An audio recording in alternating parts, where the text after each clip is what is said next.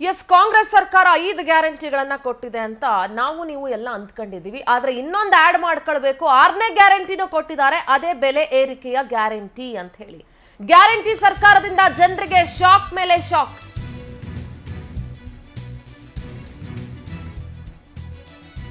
ಯುಗಾದಿ ರಂಜಾನ್ ಹಬ್ಬದ ಕೊಡುಗೆ ಕೊಟ್ಟಿದೆ ಸರ್ಕಾರ. ನಾಳೆಯಿಂದ ಹೊಸ ದುನಿಯಾ, ಹೊಸ ದರ, ಎಲ್ಲವೂ ದುಬಾರಿ ಸ್ವಾಮಿ. ದುಬಾರಿ ದುನಿಯಾ, ನಾಳೆಯಿಂದಲೇ ದರ ಏರಿಕೆಯ ಬಿಸಿ ಗ್ರಾಹಕರಿಗೆ ತಟ್ಟುತ್ತೆ. ದುಡ್ಡಿದ್ಯೋ ಇಲ್ವೋ, ಏನ್ ಮಾಡ್ಕೊಳ್ತಾರೋ ಜನ, ಏನಾದ್ರೂ ಆಗಿರ್ಲಿ, ಅದೇ ಬೆಲೆ ಏರಿಕೆ ಗ್ಯಾರಂಟಿ ನಾಳೆಯಿಂದ ಏಪ್ರಿಲ್ ತಿಂಗಳ ಆರಂಭದಲ್ಲೇ ಬೀಳುತ್ತೆ ಜನರಿಗೆ ದರ ಬರೆ. ನಾಳೆಯಿಂದಲೇ ಹಾಲು, ನೀರು, ವಿದ್ಯುತ್ ದರ ಹೆಚ್ಚಳ ಆಗ್ತಾ ಇದೆ. ಬಸ್ಸು, ಮೆಟ್ರೋ ಬಳಿಕ ಹಾಲು, ವಿದ್ಯುತ್ ದರವನ್ನ ಏರಿಕೆ ಮಾಡಲಾಯಿತು. ಹಬ್ಬ ಎಲ್ಲ ಮಾಡಿದಿರಿ, ಬಹಳಷ್ಟು ಜನ ಹಬ್ಬಕ್ಕೆ ದುಡ್ಡು ಖರ್ಚು ಮಾಡೋದೇ ಬಹಳ ದೊಡ್ಡ ವಿಚಾರ. ಅಂಥದ್ರಲ್ಲಿ ಹಬ್ಬ ಮಾಡಿ ನಿನ್ನೆ ಇವತ್ತು 2 ಹಬ್ಬ, 2 ದಿನಗಳು ಹಬ್ಬ ಇದೆ. ನಾಳೆಯಿಂದ ಇನ್ನೊಂದು ಥರ ಹಬ್ಬ, ಅದೇ ದರ ಏರಿಕೆಯ ಹಬ್ಬ. ಜೇಬಲ್ ದುಡ್ಡು ಇರುತ್ತೋ ಇಲ್ವೋ ಗೊತ್ತಿಲ್ಲ. 1 ಲೀಟರ್ ಹಾಲು ಬೇಕು ಅಂತಂದ್ರೆ 4 ರೂಪಾಯಿ ಎಕ್ಸ್ಟ್ರಾ ಕೊಡಬೇಕು. ಅಂದ್ರೆ ಈ ಹಿಂದಿನ ಬೆಲೆಗಿಂತ 4 ರೂಪಾಯಿ ಜಾಸ್ತಿ ಕೊಟ್ಟು ತಗೊಳ್ಬೇಕು. ಬಸ್ ಟಿಕೆಟ್ ದರನೂ ಜಾಸ್ತಿ ಆಯಿತು, ಮೆಟ್ರೋ ದರ ಜಾಸ್ತಿ ಆಯಿತು. ನಾಳೆಯಿಂದ ಹಾಲು, ನೀರು, ವಿದ್ಯುತ್ ದರ ಕೂಡ ಜಾಸ್ತಿ ಆಗ್ತಾ ಇದೆ. ಶಾಕ್ ಮೇಲೆ ಶಾಕ್ ಕೊಡ್ತಾ ಇದೆ ಗ್ರಾಹಕರಿಗೆ ರಾಜ್ಯ ಸರ್ಕಾರ. ಕಾಂಗ್ರೆಸ್ ಸರ್ಕಾರ ಅಧಿಕಾರಕ್ಕೆ ಬಂದ ಮೇಲೆ ಯಾವ ಗ್ಯಾರಂಟಿ, ಅವ್ರು ಕೊಟ್ಟಿರೋ ಗ್ಯಾರಂಟಿನ ಸರಿಯಾಗಿ ಜಾರಿ ಮಾಡಿದ್ರೋ ಇಲ್ವೋ ಗೊತ್ತಿಲ್ಲ, ದೇವರಿಗೆ ಗೊತ್ತು. ಆ ಯುವ ನಿಧಿ ಏನಾಯ್ತು ಅನ್ನೋದು ಇವತ್ತಿಗೂ ಕೂಡ ಸ್ಪಷ್ಟತೆ ಇಲ್ಲ. ಆದರೆ ದರ ಏರಿಕೆಯ ಗ್ಯಾರಂಟಿ ಮಾತ್ರ ಕಾಲ ಕಾಲಕ್ಕೆ ತಕ್ಕಂತೆ ಇನ್ನೂ ಮುಂಚಿತವಾಗಿ ಎಲ್ಲವನ್ನ ಕೂಡ ಮಾಡ್ತಾ ಇದ್ದಾರೆ. ಯುಗಾದಿ ಹಾಗೂ ರಂಜಾನ್ ಹಬ್ಬಕ್ಕೆ ಇಷ್ಟು 138 ಸೀಟ್ಗಳನ್ನು ನಾವು ಗೆಲ್ಲಿಸಿ ಕೊಟ್ಟಿರೋದಕ್ಕೆ ಇದು ನಮಗೆ ರಿಟರ್ನ್ ಗಿಫ್ಟ್, ಸರ್ಕಾರದ ಕಡೆಯಿಂದ ರಿಟರ್ನ್ ಗಿಫ್ಟ್. ಈ ಬರ್ತ್ಡೇಗಳೆಲ್ಲ ರಿಟರ್ನ್ ಗಿಫ್ಟ್ ಕೊಡ್ತಾರಲ್ಲ, ಹಾಗೆ ಸರ್ಕಾರ ಅಧಿಕಾರಕ್ಕೆ ತಂದಿದ್ದಕ್ಕೆ ರಾಜ್ಯದ ಜನರಿಗೆ ಕೊಟ್ಟಿರುವಂತಹ ರಿಟರ್ನ್ ಗಿಫ್ಟ್ ಏನು ಅಂತಂದ್ರೆ ಬೆಲೆ ಏರಿಕೆಯ ಬಿಸಿ. ನೆಕ್ಸ್ಟು ಮನೆಗೆ ಒಂದು ಅರ್ಧ ಲೀಟರ್ ಹಾಲು, ಮೊಸರು ತರಬೇಕಂದ್ರೂ 100 ಸಲ ಯೋಚನೆ ಮಾಡಬೇಕು. ಅದನ್ನ ಕುಡಿಲೋ ಬೇಡವೋ ಅಂತ ಇಷ್ಟಿಷ್ಟು ಕುಡ್ಕೊಂಡು ಒಂದೊಂದು 2 ದಿವಸಕ್ಕೆ ಮೇಂಟೈನ್ ಮಾಡ್ಕೊಂಡು ಇಟ್ಕೋಬೇಕು. ಆ ಥರ ಪರಿಸ್ಥಿತಿ. ದುಡ್ಡಿದ್ದವ್ರಿಗೆ, ಅನುಕೂಲಸ್ಥರಿಗೆ ಯಾವುದೇ ಸಮಸ್ಯೆ ಆಗೋದಿಲ್ಲ. ಆದರೆ ಆವತ್ತು ತಂದು ಅಲ್ಲಿ ಕೂಲಿ ಮಾಡಿ ಅವತ್ತು ತಂದು ಅಲ್ಲಿ ತಿನ್ನೋರ್ಗಿದೆಯಲ್ಲ, ಅವರ ಬದುಕನ್ನು ನೆನೆಸ್ಕೊಂಡ್ರೆ ನಿಜಕ್ಕೂ ಕೂಡ ಕಷ್ಟ ಇದೆ. ಇವತ್ತು ಅಂದ್ಕೊಳ್ಬೋದು 4 ರೂಪಾಯಲ್ಲಿ ಏನು ಮಹಾ ಅಂತ ಹೇಳಿ. ಕಾಂಗ್ರೆಸ್ ಅಧಿಕಾರಕ್ಕೆ ಬಂದ ಮೇಲೆ ಮದ್ಯದ ದರ 3 ಸಲ ಜಾಸ್ತಿ ಆಗಿದೆ. ಇತ್ತೀಚೆಗಷ್ಟೇ ಕಾವೇರಿ ನೀರಿನ ದರವನ್ನ ಕೂಡ ಸರ್ಕಾರ ಹೆಚ್ಚಿಸಿತ್ತು. ಒಂದರ ಮೇಲೊಂದು ಬೆಲೆ ಏರಿಕೆಯ ಬಿಸಿ, ಜನರು ಕಂಗಾಲಾಗಿ ಹೋಗಿದ್ದಾರೆ. ದುಬಾರಿ ದುನಿಯಾದಲ್ಲಿ ಹೇಗಪ್ಪ ಬದುಕೋದು ಅಂತ ಟೆನ್ಷನ್. ಇದ್ರ ಮೇಲೆ 108 ಸಮಸ್ಯೆ. ಇದ್ರ ಮೇಲೆ ರಸ್ತೆ ಗುಂಡಿಗಳು, ವೆಹಿಕಲ್ಗಳು ಹಾಳಾಗ್ತವೆ, ರಿಪೇರಿ ಮಾಡ್ಸಕ್ಕೂ ನಾವೇ ದುಡ್ಡು ಕೊಡ್ಬೇಕು. ಎಲ್ಲಾದ್ರ ಮೇಲೂ ಟ್ಯಾಕ್ಸು, ಎಲ್ಲಾದ್ರ ಬೆಲೆ ಜಾಸ್ತಿ. ಜನಸಾಮಾನ್ಯರು ಹೇಗಪ್ಪ ಬದುಕೋದು, ಹೇಗಪ್ಪ ಜೀವನ ಮಾಡೋದು ಅಂತ ತಲೆ ಕೆಡಿಸ್ಕೊಂಡು ಕೂತಿದ್ದಾರೆ. ಹಾಗಾದ್ರೆ ಮುಂಚಿನ ಹಾಲಿನ ದರ ಏನಿತ್ತು, ಈಗ ನಾಳೆಯಿಂದ ಏನಾಗುತ್ತೆ ಹಾಲಿನ ದರ, ಅದೊಂದ್ಸಲಿ ನೋಡ್ಕೊಂಡು ಬನ್ನಿ. ನೋಡಿ, ಬ್ಲೂ ಪ್ಯಾಕೆಟ್ ನಂದಿನಿ ಹಾಲು, ಬ್ಲೂ ಕಲರ್ ಪ್ಯಾಕೆಟು ಮೊದಲು 44 ರೂಪೀಸ್ ಇತ್ತು ಪರ್ ಲೀಟರ್, ಈಗ 48 ರೂಪೀಸ್ ಆಗುತ್ತೆ.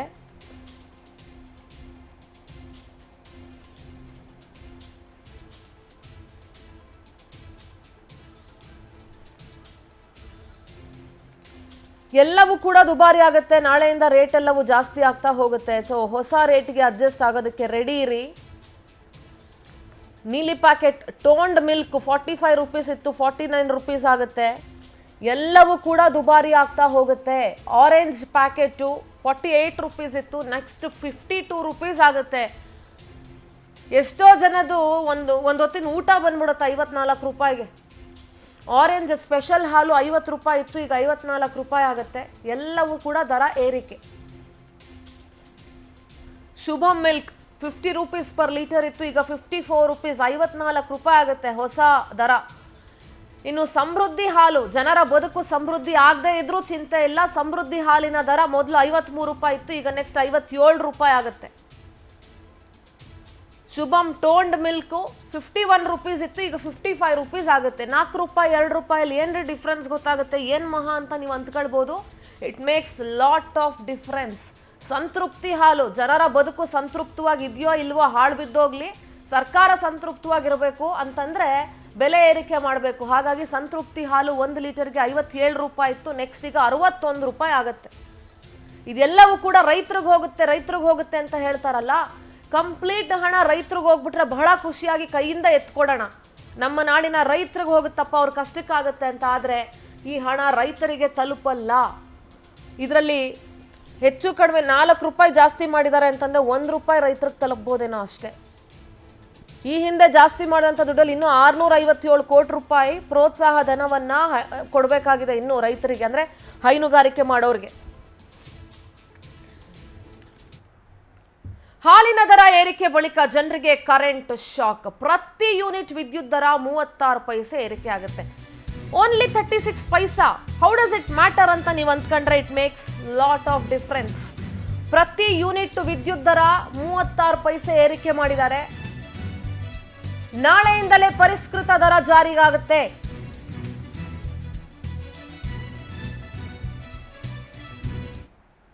ನೋಡಿ, ನಾಳೆಯಿಂದ ವಿದ್ಯುತ್ ಪರಿಷ್ಕೃತ ದರ ಜಾರಿಯಾಗುತ್ತೆ. ನೀರಿನ ಬಿಲ್ ಜಾಸ್ತಿ, ಎಲೆಕ್ಟ್ರಿಸಿಟಿ ಬಿಲ್ ಜಾಸ್ತಿ, ಹಾಲಿನ ದರ ಜಾಸ್ತಿ. ಇದೆಲ್ಲವೂ ಹೊಡ್ತಾ ಬೀಳೋದು ಯಾರಿಗೆ ಗೊತ್ತಾ? ದುಡಿಯುವ ವರ್ಗಕ್ಕೆ, ಮಧ್ಯಮ ವರ್ಗಕ್ಕೆ. ಅವತ್ತು ದುಡಿಮೆ ಮಾಡಿ ಅವತ್ತು ದುಡ್ಕೊಂಬಂದ್ರೆ ಅವತ್ತಿನ ಊಟ, ಇಲ್ಲ ಅಂದ್ರೆ ಹೊಟ್ಟೆ ಮೇಲೆ ತಣ್ಣೀರು ಬಟ್ಟೆ ಅಂತ ಇರುತ್ತಲ್ಲ ಅಂಥವ್ರಿಗೆ ಮತ್ತು ತೆರಿಗೆ ಕಟ್ಟುವಲ್ಲಿ ಮಹತ್ವದ ಪಾತ್ರ ವಹಿಸಿರುವಂತಹ ಮಧ್ಯಮ ವರ್ಗದ ಜನಕ್ಕೆ ಇದು ದೊಡ್ಡ ಮಟ್ಟದಲ್ಲಿ ಹೊಡ್ತಾ ಬೀಳುತ್ತೆ. ಇದೆಲ್ಲ ಇರಲಿ, ಇನ್ನೊಂದು ಹೇಳ್ತೀನಿ ಕೇಳಿ. ATM ಬಳಕೆ ಮಾಡ್ತೀರಲ್ವಾ, ಯಾರು ಎಷ್ಟು ದಿವಸಕ್ಕೆ ATM ಬಳಕೆ ಮಾಡ್ತೀರಿ? ವಿತ್ಡ್ರಾ ಮಾಡ್ತೀರಲ್ಲ, ಅದು ಕೂಡ ದುಬಾರಿ ಆಗುತ್ತೆ. ವಿತ್ಡ್ರಾ ಶುಲ್ಕ ಕೂಡ ಜಾಸ್ತಿ ಆಗುತ್ತೆ. ಪದೇ ಪದೇ ATM ಬಳಸ್ತಾ ಇದ್ರೆ ಇನ್ನು ಮುಂದೆ ಹುಷಾರಾಗಿರಿ. ಹೋದ ಬಂದ ATM ಅಲ್ಲಿ ದುಡ್ಡು ಡ್ರಾ ಮಾಡೋಣ ಅಂತ ಏನಾದ್ರು ನೀವು ಅಂದ್ಕೊಂಡಿದ್ರೆ ಬಿ ಕೇರ್ಫುಲ್. ATM ಇಂಟರ್ಚೇಂಜ್ ದರ ಶುಲ್ಕಗಳ ಹೆಚ್ಚಳ ಆಗಲಿದೆ. ಮೇ 1ರಿಂದ ಹೊಸ ಶುಲ್ಕಗಳು ಜಾರಿಗೆ ಬರುತ್ತೆ. ಬೇರೆ ಬ್ಯಾಂಕ್ ATMಗಳಲ್ಲಿ ನಿಗದಿಗಿಂತ ಹೆಚ್ಚು ವಿತ್ಡ್ರಾ ಮಾಡೋದು ಬೇಡ. ಫಾರ್ ಎಕ್ಸಾಂಪಲ್, ನಿಮ್ದು ಯಾವುದೋ ಒಂದು ಬ್ಯಾಂಕಲ್ಲಿ ಅಕೌಂಟ್ ಇರುತ್ತೆ, ನೀವು ಬೇರೆ ಯಾವುದೋ ಬ್ಯಾಂಕಲ್ಲಿ ATM ಅಲ್ಲಿ ಡ್ರಾ ಮಾಡ್ತೀರಾ ಅಂದ್ರೆ ಅದರದ್ದು ಚಾರ್ಜಸ್, ವಿತ್ಡ್ರಾ ಚಾರ್ಜಸ್ ಜಾಸ್ತಿ ಆಗುತ್ತೆ.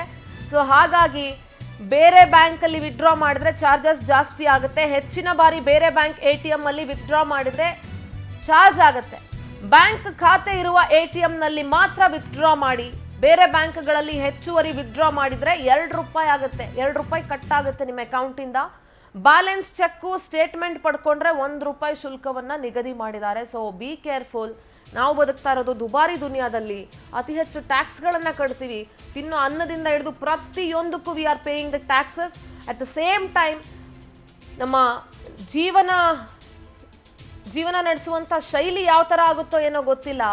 ಆದರೆ cost of living, I don't know about ನಮ್ಮ ಸ್ಟ್ಯಾಂಡರ್ಡ್ ಆಫ್ ಲಿವಿಂಗ್ ಎಷ್ಟು ಬದಲಾಗುತ್ತೋ ಇಲ್ವೋ ಗೊತ್ತಿಲ್ಲ. ಆದರೆ ಕಾಸ್ಟ್ ಆಫ್ ಲಿವಿಂಗ್ ಮಾತ್ರ ತುಂಬಾ ಜಾಸ್ತಿ ಆಗುತ್ತೆ.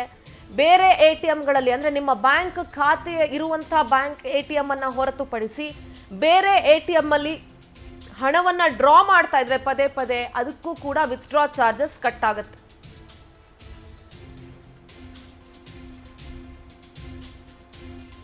ನೋಡಿ, ಮೇ 1ನೇ ತಾರೀಕಿಂದ ಈ ಶುಲ್ಕಗಳು ಜಾರಿಗೆ ಬರುತ್ತೆ. ಬೇರೆ ಬ್ಯಾಂಕಲ್ಲಿ ಹೆಚ್ಚುವರಿ ವಿತ್ಡ್ರಾ ಮಾಡಿದ್ರೆ 2 ರೂಪಾಯಿ ಕಟ್ ಆಗುತ್ತೆ. ನೀವು ಇನ್ನು ಬ್ಯಾಲೆನ್ಸ್ ಚೆಕ್ ಮಾಡೋದು ಇಲ್ಲ ಅಕೌಂಟ್ ಸ್ಟೇಟ್ಮೆಂಟ್ ಪಡ್ಕೊಳ್ಳೋದು ಮಾಡಿದ್ರೆ 1 ರೂಪಾಯಿ ಶುಲ್ಕವನ್ನ ನಿಗದಿ ಮಾಡಲಾಗಿದೆ. ಈ ದುಬಾರಿ ದುನಿಯಾದಲ್ಲಿ ಹೇಗೆ ಬದುಕಬೇಕು ಅನ್ನೋದನ್ನ ಜನ ಇವತ್ತಿಂದಲೇ ಅಭ್ಯಾಸ ಮಾಡ್ಕೋಬೇಕು. ಸಿಲಿಕಾನ್ ಸಿಟಿಯಲ್ಲಿ ನಾಳೆಯಿಂದ ಕಸದ ಮೇಲೂ ಕೂಡ ಸೆಸ್ ಅನ್ನ ಜಾರಿ ಮಾಡಲಾಗುತ್ತೆ. ಯಾರ್ಯಾರ ಮನೆ ಕಸವನ್ನ ನೀವು ಹೊರಗಡೆ ಹಾಕ್ತೀರಿ ಆ ಕಸದ ಮೇಲೂ ಕೂಡ ತೆರಿಗೆಯನ್ನ ಕಟ್ಟಬೇಕು.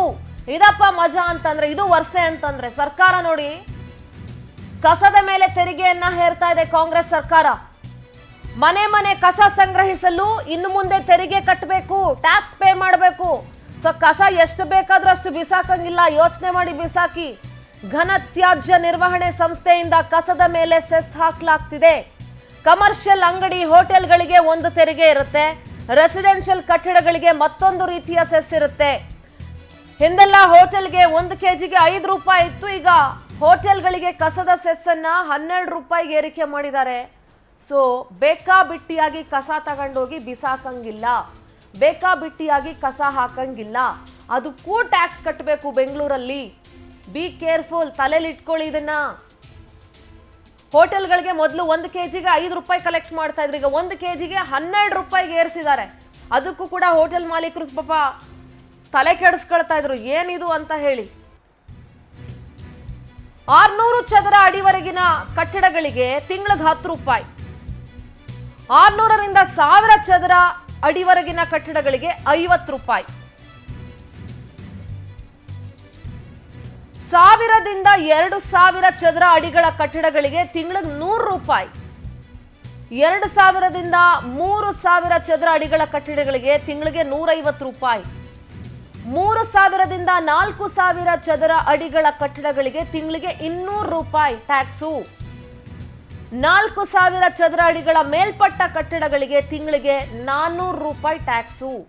ಈ ರೀತಿ ಮನೆ ಮನೆ ಕಸದ ಮೇಲೂ ತೆರಿಗೆ ಹೇರೋದಕ್ಕೆ ಕಾಂಗ್ರೆಸ್ ಸರ್ಕಾರ ಪ್ಲಾನ್ ಮಾಡಿದೆ.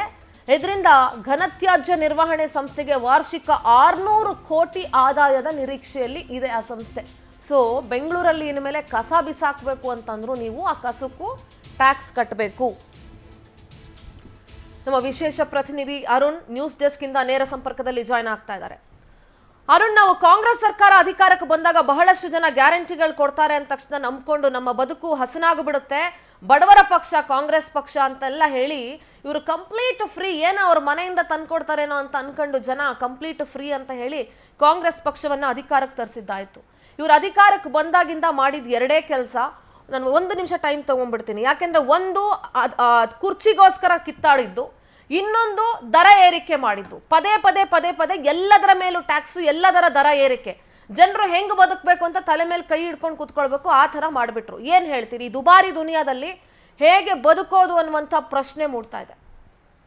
ಸಿಂಧೂರ, ನೀವು ಅವಲೇ ಹೇಳಿದಂತೆ ಇದು ಕೇವಲ ಕಾಂಗ್ರೆಸ್ ಗೌರ್ಮೆಂಟ್ ಮಾತ್ರ ಅಲ್ಲ, ಕೇಂದ್ರ ಮತ್ತು ರಾಜ್ಯ ಸರ್ಕಾರ ಎರಡೂ ಕೂಡ ಕಾಂಪಿಟೇಷನ್ ಮಾಡ್ತಾ ಇವೆ.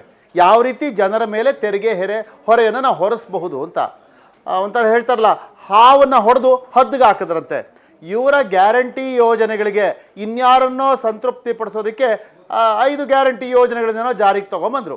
ಅದು ಮಾತು ಕೊಟ್ಟಿದ್ರು, ಮಾತು ಪ್ರಕಾರ ನಡ್ಕೊಳ್ತಾರೆ.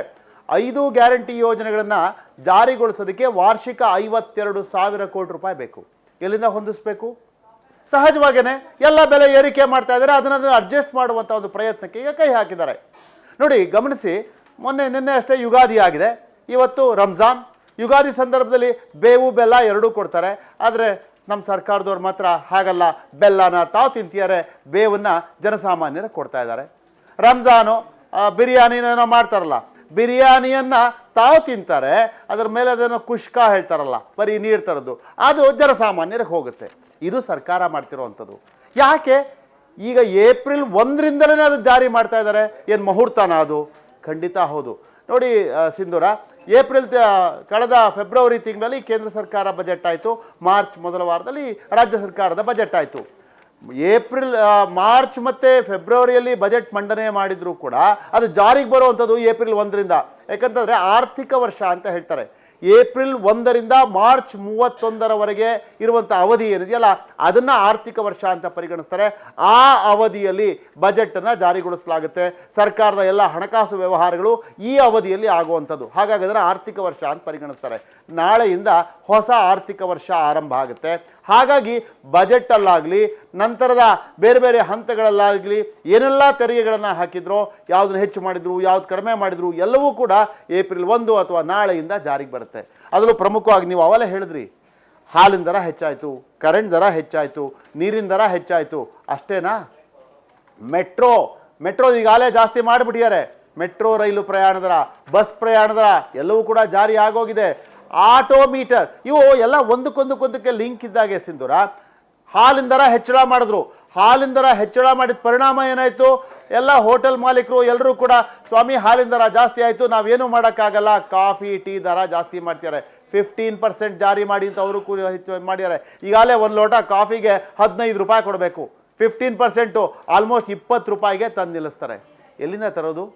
ಜನಸಾಮಾನ್ಯ ಹೋಗಲಿ, ಈ ಥರ ಹೆಚ್ಚಳ ಮಾಡ್ತೀಯಾರಲ್ಲ, ಅದಕ್ಕೆ ಪೂರಕವಾಗಿ ಜನಸಾಮಾನ್ಯರ ಆದಾಯ ಹೆಚ್ಚಾಗಿದೆಯಾ? ಆದಾಯ ಹೆಚ್ಚಾದರೆ ಜನರ ಜೇಬ್ರಿಂದ ನೀವು ದುಡ್ಡು ಎತ್ಕೊಳ್ಳಿ, ಬೇಡ ಅನ್ನೋದಿಲ್ಲ. ಮೊದಲೇ ಜನರ ಆದಾಯ ಹೆಚ್ಚಾಗ್ತಾ ಇಲ್ಲ. ಜನರ ಆದಾಯ ಎಷ್ಟಿದೆಯೋ ಅದಕ್ಕಿಂತ ಇನ್ನೂ ಕೂಡ ಅದು ಕಡಿಮೆ ಆಗ್ತಾ ಇದೆ ಪ್ರಮಾಣ. ಆದರೆ ಸರ್ಕಾರದವ್ರು ಮಾತ್ರ ತಾವು ತಗೊಳ್ಳುವಂಥ ತೆರಿಗೆ ಪ್ರಮಾಣವನ್ನು ಹೆಚ್ಚಳ ಮಾಡ್ತಲೇ ಹೋಗ್ತಾ ಇದ್ದಾರೆ. ಕೇಂದ್ರ ಸರ್ಕಾರದವ್ರನ್ನ ಕಮ್ಮಿನ ಟೋಲ್ ದರ ಹೆಚ್ಚಳ ಮಾಡ್ತಾ ಇದ್ದಾರೆ. ಏಪ್ರಿಲ್ 1ರಿಂದ ಜಾರಿ ಆಗುತ್ತೆ. ನೀವು ಒಂದ್ಸರಿ ಬೆಂಗಳೂರು ಟು ಮೈಸೂರು ಹೋಗಿ ಬಂದರೆ ಟೋಲೆ ಹೆಚ್ಚು ಕಡಿಮೆ 250 ರೂಪಾಯಿ ಕೊಡಬೇಕಾಗುತ್ತೆ. ವಾಪಸ್ ಬರೋದಕ್ಕೆ 250 ರೂಪಾಯಿ, 500 ರೂಪಾಯಿ ಅದೇ ಕೊಡಬೇಕಾದ್ರೆ ಇನ್ನು ನೀವು ಕಾರ್ಗೋ ಬೈಕ್ಗೋ ಪೆಟ್ರೋಲ್ ಹಾಕೋದೆಷ್ಟು? ಪೆಟ್ರೋಲ್ಗೂ ಒನ್ಸ್ ಅಗೈನ್ ಪ್ರವೇಶ ತೆರಿಗೆ ರಾಜ್ಯ ಸರ್ಕಾರ ಬೇರೆ, ಕೇಂದ್ರ ಸರ್ಕಾರ ಬೇರೆ ಹಾಕುತ್ತೆ. ಅದನ್ನು GST ವ್ಯಾಪ್ತಿಗೆ ತಗೊಂಬನಿ ಅಂದರೆ ಕೇಂದ್ರ ಸರ್ಕಾರನೂ ರೆಡಿ ಇಲ್ಲ, ರಾಜ್ಯ ಸರ್ಕಾರನೂ ರೆಡಿ ಇಲ್ಲ. ಹೀಗೆ ಬಹುಶಃ ಜನಸಾಮಾನ್ಯರ ದಿನಬಳಕೆಯ ಎಲ್ಲ ವಸ್ತುಗಳ ಮೇಲೂ ಕೂಡ ತೆರಿಗೆಯನ್ನು ಹಾಕಲಾಗ್ತಾ ಇದೆ. ನೀವು ಅವರೇ ಹೇಳಿದ್ರಿ, ಅದು ಸತ್ಯ. ತೆರಿಗೆಯ ಹೊರೆ ಯಾರ ಜೇಬು ಸುಡುತ್ತೆ ಅಂತಂದರೆ ತುಂಬ ಕೆಳಗಿರುವಂಥವ್ರು. ಅವರು ಅವತ್ತು ದುಡ್ಕೋತಾರೆ, ಅವತ್ತು ಖರ್ಚು ಮಾಡ್ಕೊಳ್ತಾರೆ, ಪಾಪ ಅವ್ರಿಗೆ ಏನು ಚಿಂತೆ ಇಲ್ಲ ಬಿಡಿ. ಅಕಸ್ಮಾತ್ ಮಾಡಿದ್ರು ಅವ್ರಿಗೆ ಸಹಾಯ ಮಾಡಬೇಕು. ಇನ್ನು ತೀರಾ ಮೇಲಿರುವಂಥವ್ರು, ತೀರಾ ಮೇಲ್ವರ್ಗದವರು, ಅವರಿಗೆ ಎಷ್ಟಾದ್ರೂ ತೆರಿಗೆ ಹಾಕೊಳ್ಳಿ, ಅವ್ರು ಕೇರೆ ಮಾಡಲ್ಲ, ಅವ್ರಿಗೊಂಥರ ಧೂಳಿದ್ದಾಗೆ. ಆದರೆ ಮಧ್ಯಮ ವರ್ಗದವ್ರು ಇದಾರಲ್ಲ, ಪ್ರಾಮಾಣಿಕವಾಗಿ ತೆರಿಗೆ ಕಟ್ಟುವಂಥ ಒಂದು ವಿಭಾಗ ಇದೆಯಲ್ಲ, ಒಂದು ವರ್ಗ ಇದೆಯಲ್ಲ, ಆ ವರ್ಗಕ್ಕೆ ಈ ತೆರಿಗೆ ಹೊರೆಯ ಒಂದು ಬಿಸಿ ಏರಿದೆ, ನೇರವಾಗಿ ಅವ್ರ ಜೇಬನ್ನ ಇದು ಸುಡುವಂಥದ್ದು. ಇದು ಅವ್ರಿಗೆ ಅರ್ಥ ಆಗುತ್ತಾ? ನೋಡಿ, ಇನ್ನೊಂದು ಇಲ್ಲಿ ವಿಚಿತ್ರ ಅಂತಂದ್ರೆ, ಜನಸಾಮಾನ್ಯರ ಜೇಬಿಗೆ ಕೈ ಹಾಕಿ ಎತ್ಕೊಳ್ತಾ ಇದಾರಲ್ಲ ತೆರಿಗೆಯ ರೂಪದಲ್ಲಿ ದುಡ್ಡು, ಆ ದುಡ್ಡನ್ನು ಏನು ಮಾಡ್ತಾರೆ ಅಂತಂದ್ರೆ, ಜನಸಾಮಾನ್ಯರ ಆದಾಯ ಹೆಚ್ಚಳ ಮಾಡ್ಕೊಳ್ದೆ ಹೋದ್ರು ನಮ್ಮ ಸಂಸದರು ಶಾಸಕರು ಮಾತ್ರ ಅವರ ವೇತನ ಭತ್ಯೆಗಳನ್ನು ಹೆಚ್ಚಳ ಮಾಡ್ಕೊಂಡಿದ್ದಾರೆ. ಅದು ಕೂಡ ಈಗ ಏಪ್ರಿಲ್ 1ರಿಂದಲೇ ಜಾರಿ ಆಗುವಂಥದ್ದು. ಒಬ್ಬೊಬ್ಬ ಶಾಸಕನು ಕನಿಷ್ಠ ಅಂತಂದ್ರು ಅವನ ವೇತನ, ಅದ್ರ ಜೊತೆಗೆ ಭತ್ಯೆ, ಅವರ PAಗಳಿಗೆ ಕೊಡಬೇಕಾದಂಥ ವೆತ್ಯೆ, TA DA ಇವೆಲ್ಲ ಸೇರಿ ಕನಿಷ್ಠ ಅಂತಂದ್ರು ತಿಂಗಳಿಗೆ 5 ಲಕ್ಷ ರೂಪಾಯಿ. ಅದೇ ರೀತಿ ಸಂಸದರು ಸುಮಾರು ತಿಂಗಳಿಗೆ 6 ರಿಂದ 8 ಲಕ್ಷ ರೂಪಾಯಿ ಸಂಸದರು ತಗೋತಾರೆ. ಅವ್ರಿಗೇನು ಗೊತ್ತಾಗಬೇಕು ಸ್ವಾಮಿ? 6 ರಿಂದ 8 ಲಕ್ಷ ತಿಂಗಳಿಗೆ ಗಳಿಸುವಂಥ ಒಬ್ಬ ಸಂಸದ, 5 ರಿಂದ 6 ಲಕ್ಷ ರೂಪಾಯಿ ಗಳಿಸುವಂಥ ಒಬ್ಬ ಶಾಸಕನಿಗೆ ಜನಸಾಮಾನ್ಯರು ನೀವು ಹಾಲಿನ ಮೇಲೆ 4 ರೂಪಾಯಿ ಹೆಚ್ಚಳ ಮಾಡಿದ್ರೆ ಅದರಿಂದ ಅವ್ರಿಗೆ ಎಷ್ಟು ಹೊರೆ ಆಗುತ್ತೆ ಅನ್ನೋದು ಅರ್ಥ ಆಗುತ್ತೆ ಅವ್ರಿಗೆ. ಎಲ್ಲ ಕುಬೇರನ ವಂಶಸ್ಥರು.